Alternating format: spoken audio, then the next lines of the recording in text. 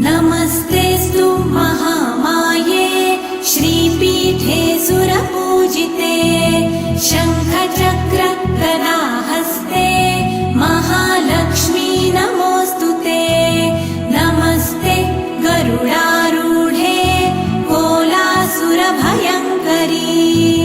सर्वपाप हरे देवी महालक्ष्मी नमोऽस्तुते।